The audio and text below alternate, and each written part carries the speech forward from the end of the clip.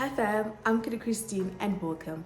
Real fast because time is money. I'll be breaking down something both techies and non-techies should know. What is software, what is hardware, and what is the difference? First up is hardware. Think of hardware as all the physical stuff that you can touch. This can be your phone, your laptop, your mouse, your cables, the screen that you're watching this video on, even that USB you keep losing. Simply put, if you can drop it on your foot and it hurts, that's probably hardware. And now the software. Software is like the invisible magic. It makes your hardware useful. And you can't physically touch software. It's the apps, the programs, the code that's running behind the scene.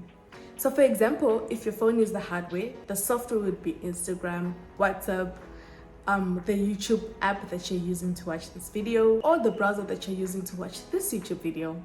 So why does the difference matter?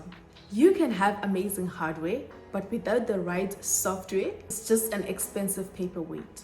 And vice versa. An awesome software, but without the right hardware to run on, it just won't cut it. Here's a real life analogy. Think of your favorite artist. Hardware is the instrument and the music that they play is the software. Both need each other to create the magic.